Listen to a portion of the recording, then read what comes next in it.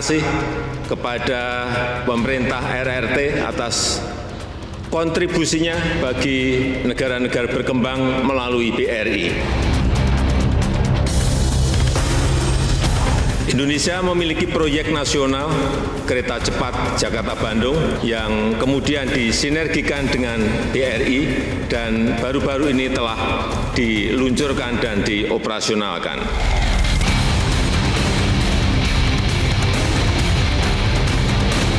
Ke depan kami juga akan sinergikan pembangunan Ibu Kota Baru, IKN.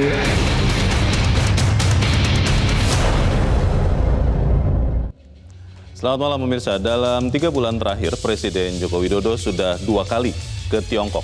Pekan lalu Presiden Joko Widodo ke Tiongkok bertemu dengan Presiden Xi Jinping.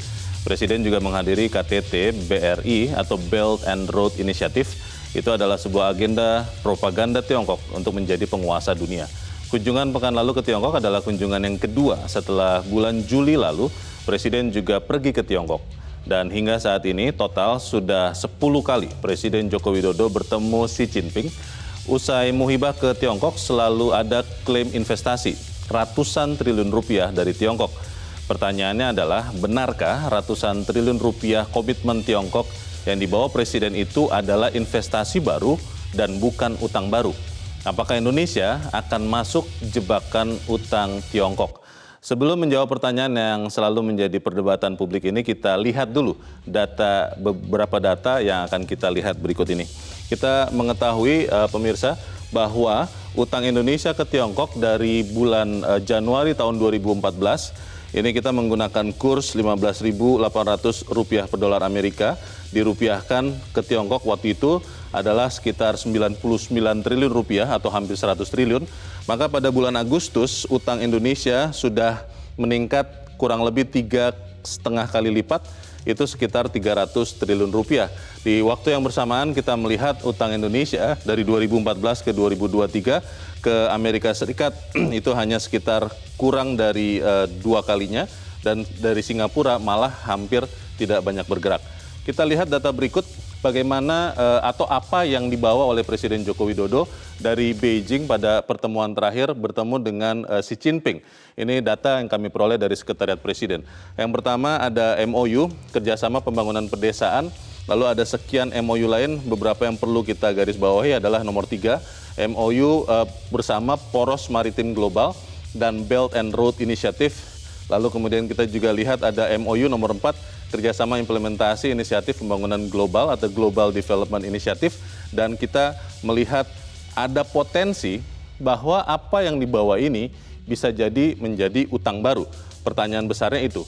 Kita melihat bahwa komitmen Tiongkok yang disampaikan 17 Oktober 2023 itu ada 11 dokumen investasi yang kalau terwujud nilainya sekitar 200 triliun rupiah. Lalu juga ada MOU untuk pembiayaan energi, ini transisi energi, itu nilainya sekitar 858 triliun, yang kalau dijumlahkan itu sekitar 1058 triliun rupiah.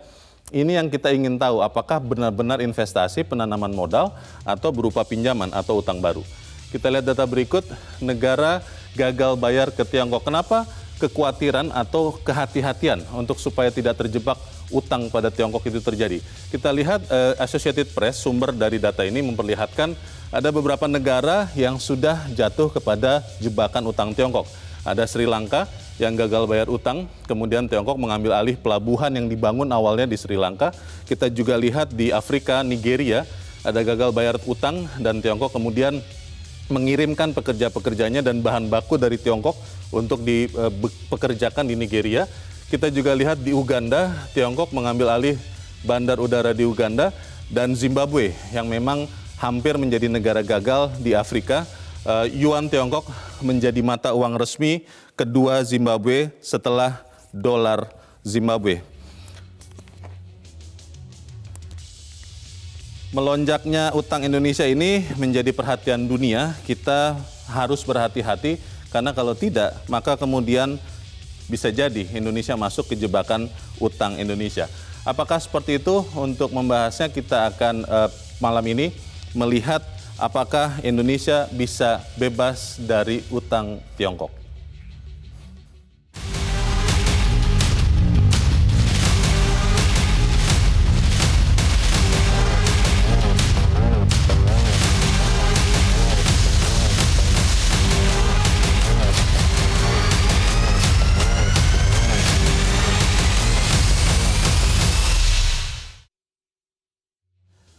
Dan pemirsa, untuk membahasnya malam ini telah hadir 4 orang narasumber di Studio 1 Metro TV bersama saya. Yang pertama adalah anggota Komisi 11 DPR dari fraksi Partai Golkar, Misbakun. Mas Misbakun, selamat malam. Selamat malam, Bang Leo. Masih di Golkar? Oh, alhamdulillah. Masih ya? Makin kuat. Makin kuat. Lalu kemudian di sebelah Mas Misbakun ada pengamat ekonomi yang telah hadir juga di Studio 1, Fitra Faisal. Mas Fitra, selamat malam. Selamat malam, Bung Leo. Belum punya partai? Iya enggak lah, saya PNS. Oke, tidak boleh ya. Tidak boleh. Kemudian juga ASN, ya. telah hadir bersama kita pakar ekonomi Profesor Didi Rahbini. Mas Didi, selamat malam. Malam, Assalamualaikum. Waalaikumsalam. Dan juga telah hadir bersama kita anggota Komisi 11 DPR dari fraksi PKS, Anis Biarwati. Mbak Anis, selamat malam. Selamat malam. Assalamualaikum warahmatullahi wabarakatuh. Waalaikumsalam warahmatullahi wabarakatuh. Saya ingin bertanya dulu ke Mas Misbakun, karena masih di Golkar, masih mendukung pemerintah. Kalau kita melihat apa yang tadi disampaikan Mas Misbakun, apakah memang Indonesia bisa menjadi salah satu negara baru seperti tadi ada 4 atau sekian negara yang sudah terjebak jebakan utang Tiongkok? Atau Anda melihat Indonesia masih aman? Begini, kalau jebakan ke arah sana harus kita bandingkan dulu Indonesia dengan negara-negara seperti Zimbabwe, kemudian negara-negara di Afrika itu, Sri Lanka, itu secara sizing tidak mungkin. Tata kelola juga berbeda. Nah, kalau saya ingin menyampaikan bahwa apa yang disampaikan tentang utang Tiongkok ini harus kita pisahkan dalam 2 kategori. Ini utangnya B2B atau utang G2G. Pemerintah ke pemerintah? Pemerintah ke pemerintah. Kalau utang itu menjadi utang B2B, sekarang pelaksananya siapa? Private sector atau BUMN, ya kan? Kalau BUMN kemudian mengkomersialisasikannya seperti apa? Nah, yang menjadi permasalahan serius apabila kemudian terjadi utang B2B, operatornya BUMN, kemudian ada komersialisasi, dan kemudian risikonya diimpairment ke APBN. Dibebankan ke APBN. Nah, diparalelkan, ditempelkan. Itu seperti wush. Ya. Nah, ini yang kemudian seperti yang harus kita kan? Nah, ini yang harus mulai hati-hati. Karena begini, contoh dengan proyek 170 triliun bagi Cina itu kecil. Sangat kecil. Sangat kecil. Tapi bagi Indonesia yang APBN-nya sizing-nya 3.000, ini serius. Berarti. Walaupun kalau ingin saya sampaikan, saya sampaikan bahwa dalam PMK Menteri Keuangan itu, saya tahu Menteri Keuangan kan harus menjalankan perintahnya Presiden. Nah, itu disampaikan bahwa harus sistem bisnisnya dulu. Tapi nggak bisa. Dalam sejarah risiko yang ditempelkan langsung ke APBN, contoh kasus Jiwasraya. Jiwasraya ini begitu ada masalah, pemerintah sebagai pemegang saham langsung turun untuk menjaga apa? Kredibilitas negara. Sama nanti akan sama. Lah, kenapa? Kemudian ini saya perlukan sampaikan hati-hati. Nah, ini yang kemudian harus kita sampaikan kepada pemerintah. Situasinya berbeda. Contoh, komersialisasi ini menjadi berisiko. Karena apa? Ketika komersialisasi itu yang dihitung adalah bisnis. Tidak boleh kemudian kita kehilangan konsistensi bahwa masa kemudian urusan kereta cepat yang mempunyai komersialisasi jadi disubsidi.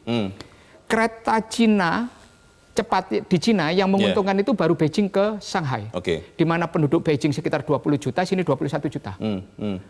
Mereka itu komuternya jalan. Nah, sisi komersialisasi bisnisnya untung. Selebihnya itu menjadi government spending.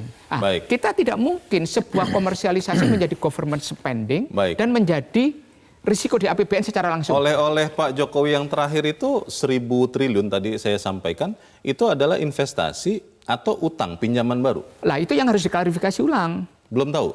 Belum. Kan kita belum mendapatkan informasi itu. Karena kan kunjungan juga baru.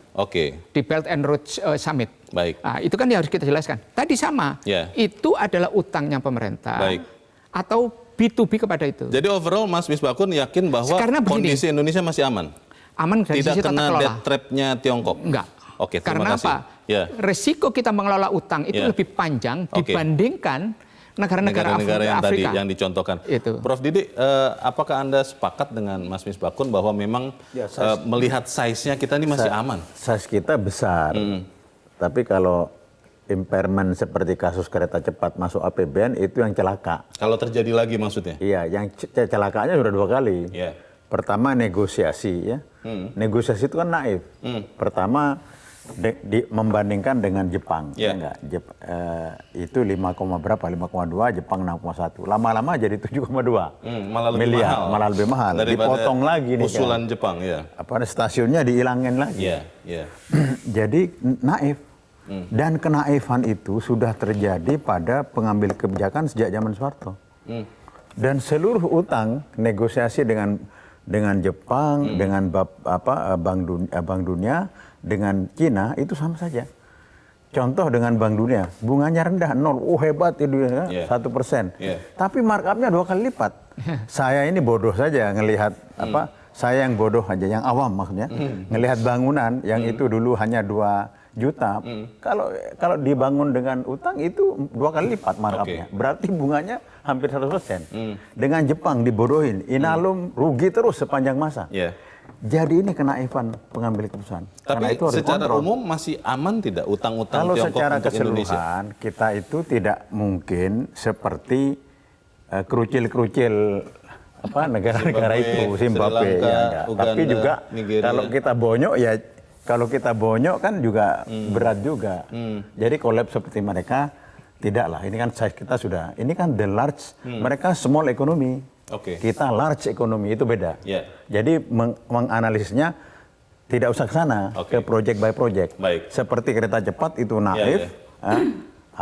Apalah kata yang seperti itu. Baik, Mbak Anies, tadi kan ada sekitar 1.000 ya oleh-oleh kemungkinan potensi 1.000 triliun. Itu sebenarnya Mas Misbakun sih belum tahu juga. Jangan-jangan Mbak Anies sudah punya informasi itu akan berbentuk investasi baru atau utang baru sih? Ya sama, artinya kita belum menerima konfirmasi apakah 1.000 triliun itu bentuknya adalah investasi atau apa. Jadi memang modal atau pinjaman. Belum. Tapi kalau dilihat bahwa Cina kan sudah begitu banyak menanamkan modalnya di Indonesia dan sudah banyak proyek yang ditangani di Indonesia. Per 2022 sudah ada 1.584 proyek China di Indonesia. Dan kita nggak bisa bilang bahwa semua proyek ini baik-baik saja gitu, karena ada beberapa misalnya yang paling mengemuka kemarin soal kereta cepat yang tadi disinggung. Ini memang paling disorot oleh publik gitu karena sudah melenceng dari rencana awal, menggambarkan bahwa perencanaan tidak matang begitu. Yang tadinya peer to peer, B2B, business to business, kemudian akhirnya mengambil APBN. Kemudian terakhir meminta jaminan dari APBN. Ya, ini kan menggambarkan bahwa tidak semua proyek-proyek itu menguntungkan Indonesia. Jadi memang harus dilihat bagus sih hubungan bilateral. Saya kira Indonesia adalah negara yang besar. Cina juga negara yang besar. Wajar kalau berteman gitu. Cuman pertemanan ini dan ini hubungan yang kita juga berhubungan dengan banyak negara. Pertemanan ini kan juga harus dilihat yang mana yang menguntungkan Indonesia begitu. Jadi titik fokusnya adalah silakan investasi kemana ke luar negeri, tetapi jangan terpaku kepada China saja gitu. Ini kan menggambarkan bahwa seolah-olah hanya China yang mampu membiayai proyek-proyek di Indonesia. Mungkin begitu. karena katanya sekarang Mbak Anies, Cina, Tiongkok yang punya uang paling banyak dan paling leluasa dan harus cari tempat untuk investasi, katanya gitu. Ya, ini kan kita nggak memungkiri bahwa China dengan begitu banyak yang dia lakukan, dia mampu mengentaskan kemiskinan berjuta-juta orang, kemudian menjadi raksasa ekonomi dunia setelah Amerika. Ini kan punya banyak sekali, saya sih senang menyebutnya seperti jebakan-jebakan kepada negara-negara kecil begitu. Jadi negara kecil kan butuh pinjaman.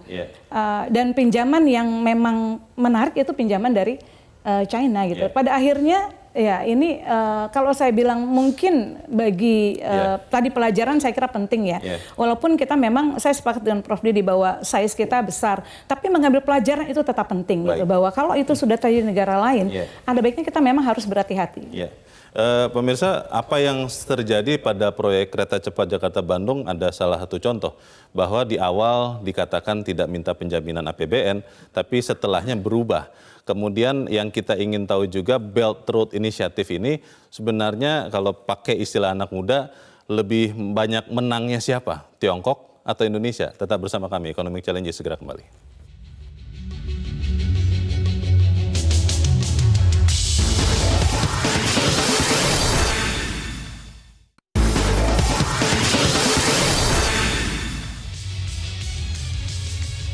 Terima kasih pemirsa, Anda masih bersama kami di Economic Challenges. Kita akan lihat dulu apa yang disebut-sebut oleh orang sebagai BRI atau Belt and Road Initiative dari Tiongkok. Tanggal 17 Oktober lalu Presiden Jokowi menghadiri KTT BRI di Beijing. BRI itu adalah program yang diciptakan oleh Presiden Tiongkok Xi Jinping tahun 2013.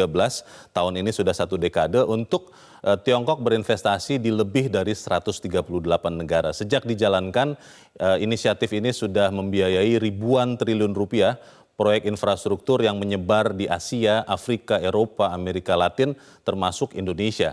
Dan di KTT BRI di Beijing 17 Oktober lalu, Presiden Joko Widodo mengucapkan terima kasih atas kontribusi BRI Tiongkok di proyek kereta cepat Jakarta-Bandung, dan nantinya juga diharapkan, ini disampaikan oleh Presiden Jokowi, untuk mendukung proyek Ibu Kota Baru atau IKN. Dan pemirsa, inilah proyek kereta cepat Jakarta-Bandung, sekarang disebut kereta Wush, yang nilainya adalah sekitar 7,2 miliar dolar Amerika atau sekitar 114 triliun rupiah.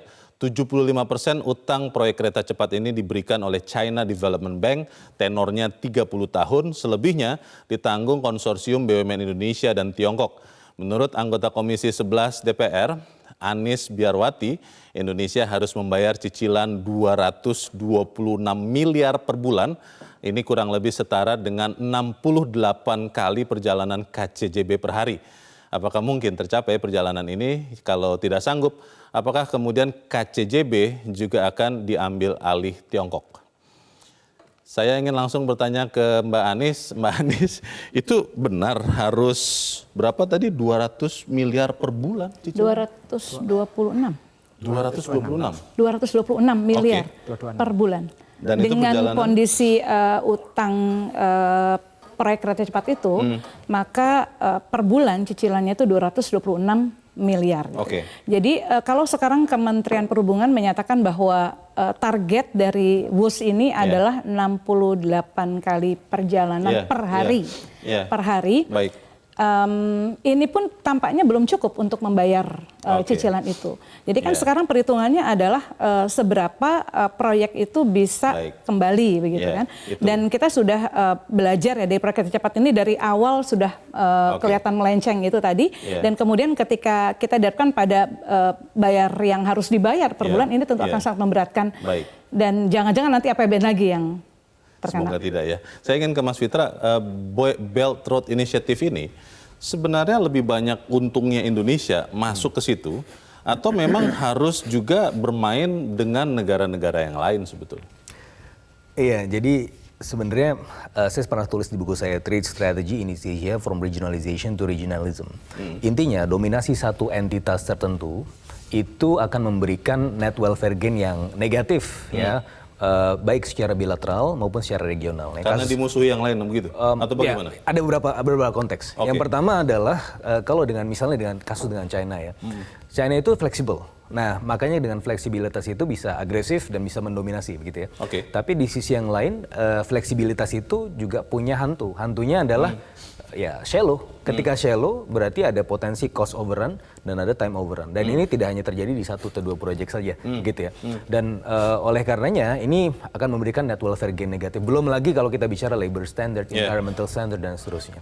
Nah, yang berikutnya adalah dia memiliki potensi untuk ketika dia terlalu dominan, dia akan mempunyai potensi untuk crowding out potential investors gitu. Jadi itu saya sudah justifikasi dengan beberapa calon investor ketika mereka mau masuk, ketika mereka melihat China terlalu dominan, itu akan mereka jadi takut untuk atau enggan untuk masuk. Tapi di tengah kondisi ekonomi global, Mas Fitra, ini kan disebut-sebut ya Tiongkok inilah yang paling punya banyak uang, yang paling leluasa juga untuk berinvestasi. Amerika Serikat kesulitan, Eropa kesulitan, negara Asia yang lain juga mungkin kesulitan. Berarti utang dengan Tiongkok ini bagus ya?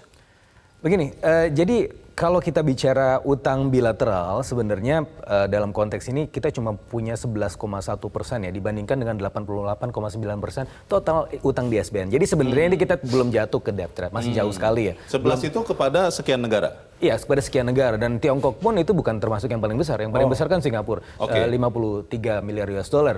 Tiongkok baru nomor 4, 20 miliar US dollar. Tapi kalau kita lihat dari progresivitasnya, itu cukup meningkat tajamnya. Nah, dalam konteks itu sebenarnya ini mengkhawatirkan, tetapi tidak menjadi masalah atau belum menjadi masalah. Jangan ikut Pak Misbahun aja, jangan diarahkan ke utang, itu investasi aja. Dan tidak usah di backup oleh APBN.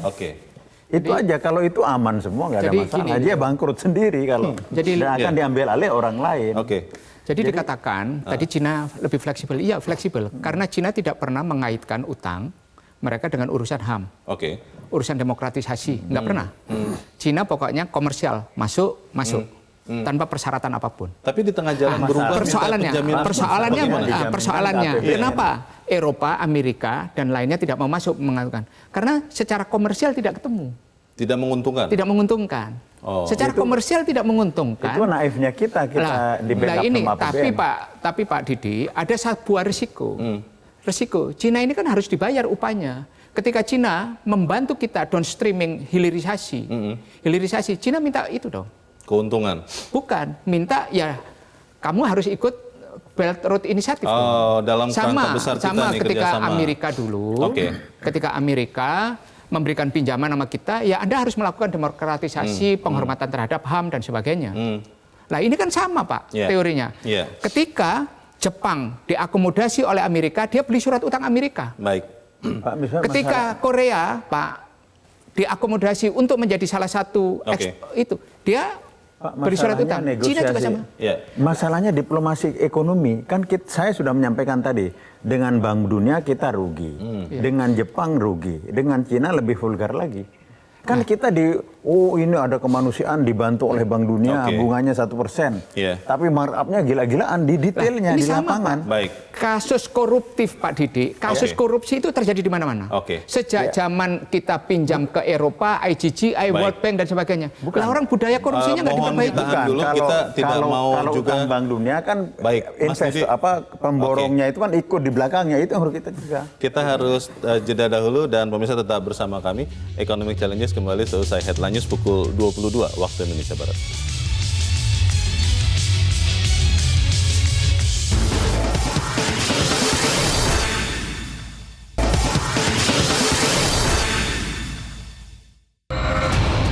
Terima kasih kepada pemerintah RRT atas kontribusinya bagi negara-negara berkembang melalui BRI. Indonesia memiliki proyek nasional kereta cepat Jakarta-Bandung yang kemudian disinergikan dengan BRI dan baru-baru ini telah diluncurkan dan dioperasionalkan.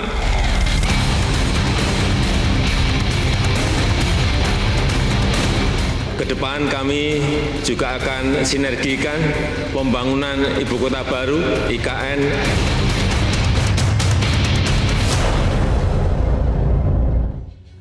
Terima kasih Anda masih bersama kami di Economic Challenges pemirsa, dan kita masih membicarakan perangkap utang Tiongkok. Kita akan melihat kembali data yang kami dapat dari 8 Data. Ini dirilis oleh Celios, Center of Economics and Law Studies. Dikatakan bahwa hingga tahun 2017 ada 9 proyek dalam kerangka Belt and Road Initiative Tiongkok atau BRI. Berdasarkan data ini, beberapa proyek di negara-negara partner Tiongkok ternyata terindikasi skandal dan kontroversial. Tadi sebelum jeda, Mas Misbakun mengatakan soal kontroversial dan koruptif. Ini artinya memang longgar proyek-proyek dari BRI itu sehingga kemudian masuk ke Indonesia atau seperti apa? Gini, contoh sederhananya. Ada yang namanya cost of run. Cost of run itu nilainya sampai triliunan. Tidak hanya dari sisi bunga, tapi dengan molornya proyek itu sendiri. Ini kan risiko.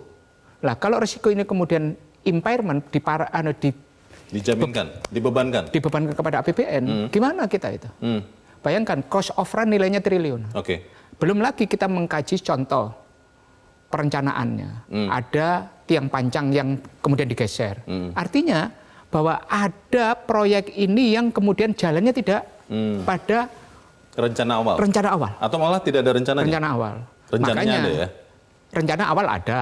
Tetapi kan kemudian stadinya yang kurang detail. Lah, kurang detail ini kesalahan apa? Masa proyek semahal ini Sebesar ini? Semahal dan sebesar ini. Dan di Indonesia ini kan tradisi markup, tradisi kemudian memainkan proyek untuk kepentingan kelompok, kepentingan pribadi itu kan bukan sesuatu yang aneh. Bukan sesuatu aneh. Kita membentuk KPK dan sebagainya kan dalam rangka untuk mengeliminir ini. Ya kan? Nah, ini kan yang harus kita kuatkan. Bahwa saya mencurigai, tapi curiga yang profesional. Sebelum tidak terbukti kan kita harus bisa dong menanyakan. Karena apa? Saya termasuk yang terlibat di dalam proses di DPR-nya, itu mengetahui bahwa cost of run berapa. Kemudian perencanaan seperti apa. Menyetujui juga kan? Kalau ini kan proyek tidak membutuhkan persetujuan, karena bukan proyek APBN. Ya. Awalnya? Sampai sekarang bukan proyek APBN. Meskipun diminta dijaminkan APBN. Karena mekanisme pembebanan ke APBN itu wilayahnya Menteri Keuangan. Eksekutif. Tidak minta persetujuan kita, ya kita bisa menerima lah. Karena itu kan menjalankan tugas. Nah, ini yang perlu kita sampaikan. Nah, kalau kemudian ada salah satu wapres mengatakan, oh ke depan saya kalau menang salah satu calon wapres. Calon wapres. Bakal calon. Kan belum diumumkan KPU. Belum ya, bakal calon. Kemudian menyampaikan bahwa kalau korupsi nanti ketemu akan dihukum mati gitu. Saya mengusulkan kalau menemukan sesuatu di proyek yang sebesar seperti ini, kerjasama seperti ini, hukum mati aja. Karena apa? Bebannya kepada rakyat luar biasa. Dan resikonya Pak. Siapa balon itu? Bapak tahu sendiri satu kampung. Satu kampung. Jadi saya juga mengatakan proyek ini juga mempunyai risiko kepada ruang fiskal. Ruang fiskal itu adalah kemampuan APBN melakukan pembiayaan dan belanja untuk kepentingan rakyat. Yang bisa dipakai untuk bansos, biaya operasional sekolah, bayar gaji guru bisa berkurang. Prof Didi, Anda pernah mengatakan bahwa perencanaan proyek ini atau pengelolaan utang dari Tiongkok dan dari sekian negara, tadi juga Anda sudah mengatakan itu cenderung ugal-ugalan. Kan dari awal sebenarnya untuk kereta cepat Jakarta-Bandung kan dikatakan tidak dijaminkan APBN, tapi kemudian sekarang dijaminkan. Ini hanya kasus kereta cepat atau jangan-jangan nanti proyek-proyek BRI lain bisa jadi? Ada dua, yang saya bilang ugal-ugalan itu di APBN. Itu saya sering diskusi sama Mas Misbahun ya. Tapi yang sekarang juga ugal-ugalan. Kenapa? Karena Cinanya juga ugal-ugalan. Jadi masuk kerjasama dengan Cina itu masuknya gampang. Ya tadi sudah disebutkan dalam diskusi di luar, nggak perlu urusan HAM, nggak perlu urusan ini segala macam, masuk plek. Tapi begitu masuk, wah itulah Pak lihat di dalamnya. Berubah di tengah jalan. Semua proyek seperti itu, bukan ruwet di dalam dan kacau ya. Dan menurut saya harus super hati-hati. Jadi nggak bisa proyek gede itu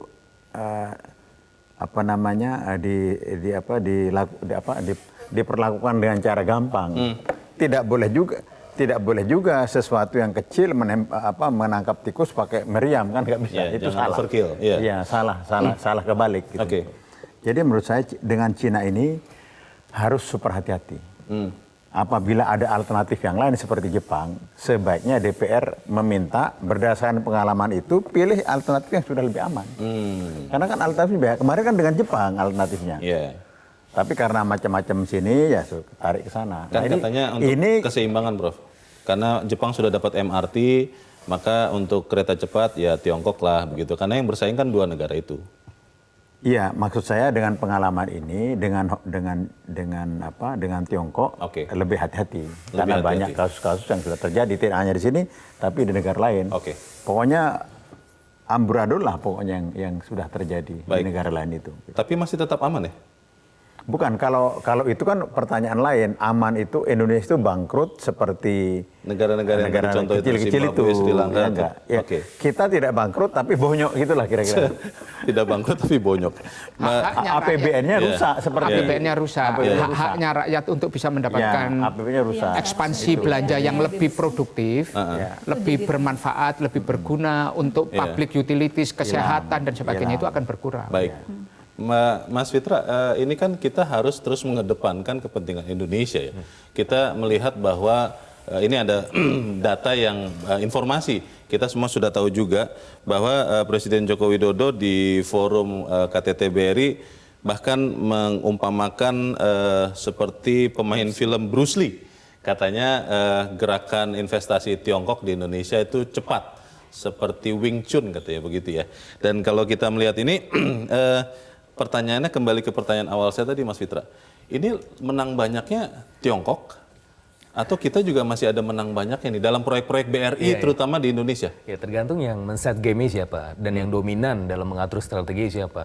Dalam konteks itu Wing Chun yang jelas yang menang Bruce Lee dong. Gitu kan, berarti ya bukan silat yang menang. Nah dalam hal seperti itu yang paling penting adalah untuk rebalancing. Ya sebagaimana saya sampaikan tadi, fleksibilitas itu ada hantunya. Hantunya adalah shallowness, cost overrun, time overrun dan seterusnya. Sehingga portofolio investasinya harus diperlebar bukan hanya di China saja, ada Jepang dan lain-lain. Tapi sebenarnya kita juga harus berterima kasih dengan China. Kenapa? Ketika China muncul, ini dunia kan menjadi semakin multipolar. Kita tidak tergantung, sangat tergantung pada Barat, tidak tergantung pada Jepang gitu kan. Tetapi di sini masalahnya adalah jadi banyak pilihan. Iya, tapi sekarang sudah overshoot. China-nya sudah terlalu dominan sehingga kita perlu turunkan lagi porsinya. Dicari yang lain yang bisa membalancekan itu. Sehingga yang paling penting kita bukan anti China, bukan anti Jepang, bukan anti Barat, bukan, tapi anti dominasi satu entitas. Oke. Nah itu. Iya, bentar, Mbak Anies, ini terima kasih Tiongkok atau kita harus waspada karena kan beberapa kali dikatakan ada gerakan lending to own. Tiongkok memberi utang, pada waktu negara yang diberi utang tidak sanggup ya diambil alih gitu. Bagaimana, Mbak? Ya, dan ini kan sudah ada pengalaman beberapa negara dan juga ada negara yang sudah melakukan mengambil ya standarnya, tapi kemudian membatalkan, seperti Australia membatalkan. Jadi beberapa negara membatalkan karena menyadari, karena menyadari bahwa ini punya risiko yang sangat besar gitu. Itu yang makanya disebut dengan jebakan tadi gitu. Malaysia jadi juga, ya? Kelihatannya baik gitu untuk meminjamkan kepada negara-negara yang, terutama kan negara-negara yang memang membutuhkan pinjaman. Tapi kemudian setelah, dan ini sudah banyak sebetulnya negara-negara yang mengalami kesulitan ekonomi yang parah karena melakukan pinjaman ke Cina. Dan ketika negara ini tidak sanggup atau tidak mampu membayar utangnya, ini kan kemudian diambil alih pengelolaannya gitu. Dan ini kan sesuatu yang membahayakan ya. Dari sisi, saya pikir dari sisi bagaimana kita memelihara kedaulatan bangsa, ini penting begitu ya, untuk berhati-hati, waspada. Dan tadi saya sepakat sebetulnya dengan Mas Fitra bahwa tidak boleh ada dominasi gitu. Ini kan sekaligus menunjukkan bahwa bergening Indonesia tuh lemah gitu loh. Seolah-olah tuh hanya proyek-proyek strategis kita hanya bisa oleh China. Jadi kenapa tidak dicoba ke negara lain gitu. Jadi sekarang kayaknya bipolar, Cina doang tuh yang dominan gitu. Sedikit ya, ketika Pak Jokowi kemudian menyampaikan bahwa ini adalah bagian dari BRI, itu saya sangat tidak sepakat karena itu akhirnya kita mengkutuk. Akhirnya kan di tengah situasi yang sebenarnya ada friendshoring ini, kita seharusnya selalu berada di tengah-tengah. Tapi di buku putihnya Tiongkok itu diklaim loh bahwa KCJB itu adalah salah satu bentuk keberhasilan BRI-nya Tiongkok. Jadi yang paling berbahaya adalah konstitusi kita mengatakan kita itu dalam politik internasional itu bebas dan aktif. Bahkan Bung Karno pun itu membentuk non-blok, non-aligned. Non-blok. Artinya apa? Non-blok. Kita tidak berpihak. Dan Indonesia itu adalah salah satu negara yang menjadi inspirasi kemerdekaan di Asia dan Afrika. Dulu. Sekarang. Nah itu harus kita jaga terus. Dan non-blok itu. Nah ini kita tidak boleh menjadi bipolar. Dan kita harus menurunkan tensi itu. Karena apa? Indonesia ini akan menjadi salah satu role model yang tidak berpihak kepada siapapun. Non-blok ini. Lah ini yang harus kita kuatkan ke depan. Karena apa? Risiko investasi, silakan masuk ke ruang investasi, menjadi ruang privat. Ruang privat. Makanya saya pernah mengusulkan, kalau kemudian investasi itu komersialisasinya dilakukan oleh BUMN, harusnya oleh bisnis oleh bisnis. Lah ini pengakuannya bagaimana utangnya? Karena apa? Pemegang saham BUMN ini adalah state owned, negara. Mau kita hitung bagaimana? Kalau risikonya sebagai pemegang saham itu kemudian ke APBN, kita harus menghitung sebagai utangnya negara loh ini. Walaupun itu komersial. Nah, itulah ke privat saya setuju, tetapi di lapangan nggak bisa. Ini karena itu monolitik dari kekuasaan terlalu kuat, nggak ada check and balance. Politisi itu ingin maximizing budget, expanding empire. Check and balance tidak ada, ya jadi seperti itu. Itu yang setuju, itu ideal kan, tapi kalau di lapangan kan kenyataan di lapangan kan tidak seperti itu. Apalagi kemudian terjadi markup, itu yang paling sulit. negara akhirnya menghadapi beban dua. Sudah beban komersial, beban kebocoran. Baik, Mas Fitra. Dan itu menjadi beban. Di awal kan kita tahu bahwa terms and condition, contoh kereta cepat bukan seperti yang sekarang. Bunganya tidak sebesar sekarang, cost overrun tidak ada, kemudian penjaminan APBN tidak ada. Sekarang menjadi berubah semua. Memang kita Indonesia ini sangat lemah dalam bernegosiasi, seperti tadi dikatakan, seperti tergantung hanya satu-satunya kepada Tiongkok atau seperti apa, Mas Vito? Enggak, mungkin tidak bergantung satu-satunya, tetapi memang lemah dari sisi negosiasi. Sebenarnya dalam hal ini, saya tidak hanya saya yang tulis ya, sudah banyak scholars yang juga menulis bahwa kalau dalam konteks China ini, memang tadi ya, kecenderungannya adalah fleksibel tapi shallow. Nah ini sebenarnya kan seharusnya sudah bisa diduga di awal gitu ya, sudah bisa diantisipasi. Sebentar, fleksibel tapi shallow itu maksudnya semuanya mudah dibuat, tapi begitu sudah berjalan, bisa berubah di tengah jalan? Dipikirkan, jadi dijalankan dulu, baru mikir.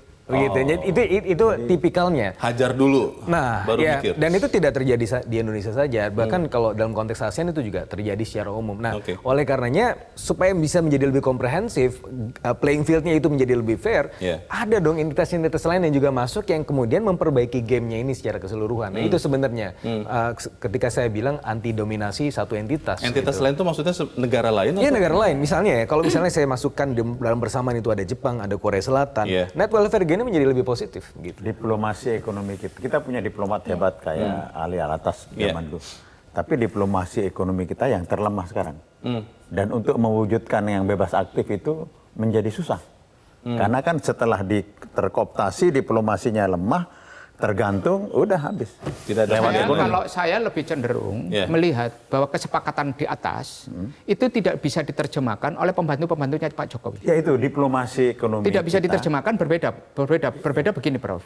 Berbedanya adalah ketika diimplementasikan, no one di sekitarnya Pak Jokowi itu mengingatkan, Pak ada risiko ini, ada risiko ini, ada risiko ini. Nggak ada. Masa sih tidak ada? Saya yakin, Pak. Orang isinya yes man semua. Ada sekian menteri. Ada isinya yes man. Ya kalau head to head dengan dulu kan quality beda ya. Itu. Beda jauh lah. Saya yakin kalau ada yang mengingatkan itu, saya yakin Pak Jokowi akan alert. Katakanlah eksekutifnya semua seperti yang dikatakan Mas Misbakun, asal Bapak senang. Tapi kan kita punya Anda, punya Mbak Ani sebagai wakil yang mengawasi eksekutif. Kita sudah mengingatkan.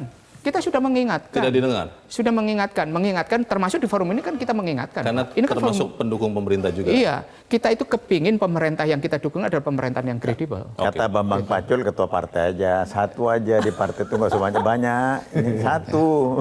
Asal perintah kita akan laksanakan begitu ya. Tapi pertanyaannya adalah bagaimana mengamankan sekian proyek yang memang sudah terjadi di Indonesia supaya kita tidak mengikuti negara-negara yang akhirnya semacam dikuasai Tiongkok. Tetap bersama kami, Economic Challenge segera kembali.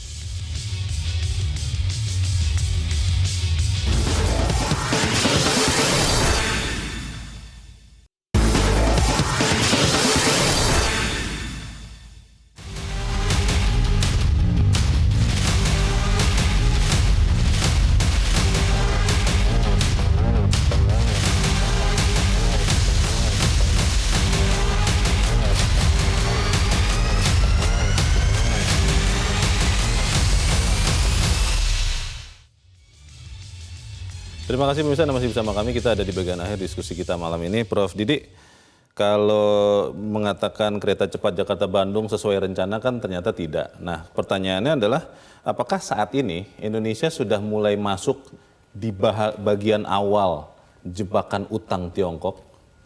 Atau memang kita masih jauh dari situ?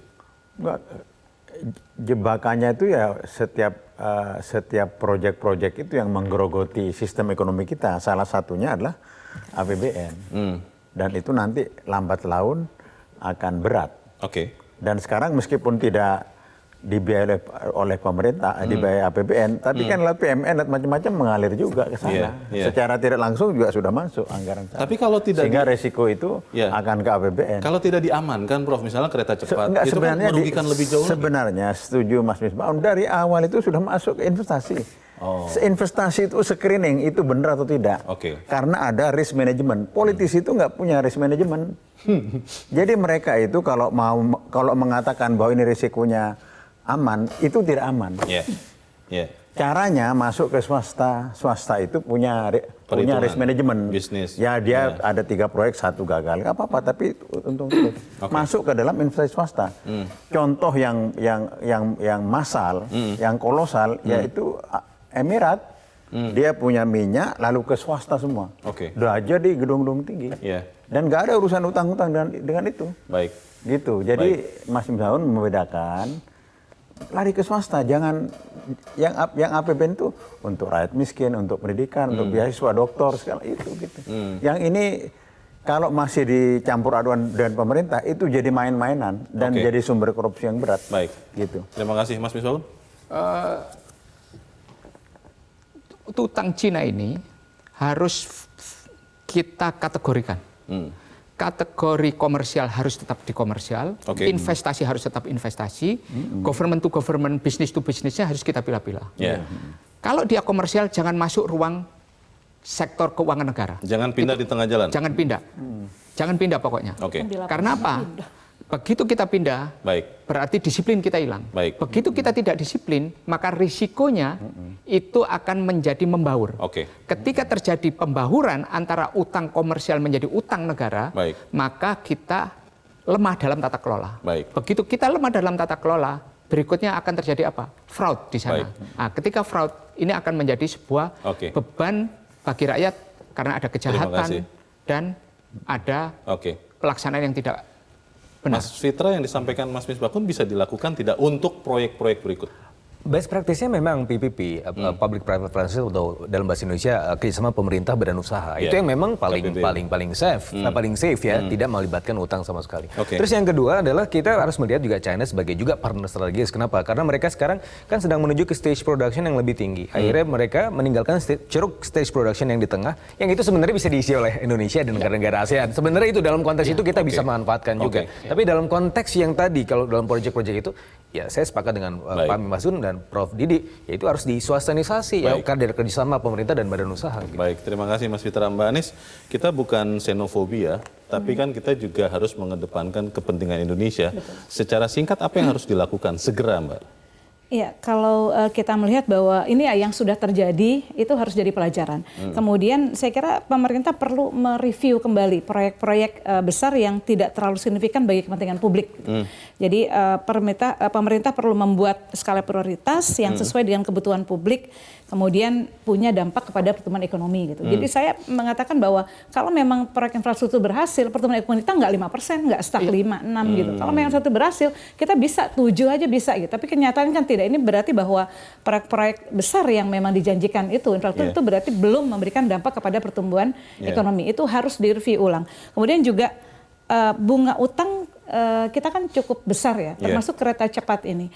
Dan ini renegosiasi begitu. Jadi kalau dibilang kemampuan negosiasi kita iya lemah, tetapi harus gitu. Mudah-mudahan ke depan kita punya pemimpin yang lebih punya nyali ya, dan lebih punya kekuatan untuk bisa melakukan renegosiasi terhadap bunga utang, karena ini akan membebani generasi yang akan datang. Bayangkan kalau itu jatuh temponya 30 tahun gitu.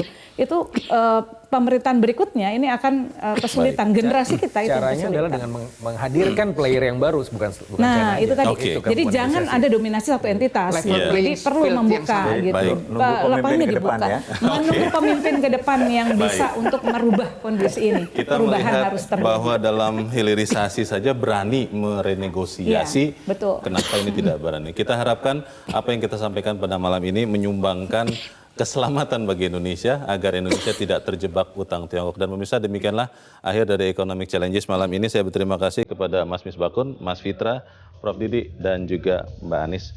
Saya Leonard Samosir, berterima kasih. Selamat malam. Sampai jumpa.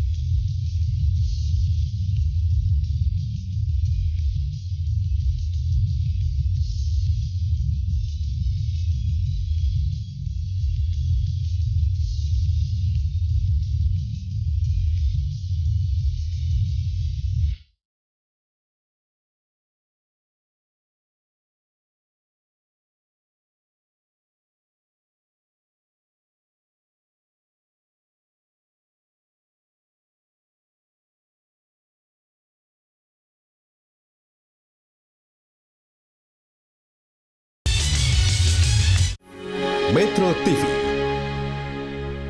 Jelajahi cara baru mendapatkan informasi. Download Metro TV Extend sekarang.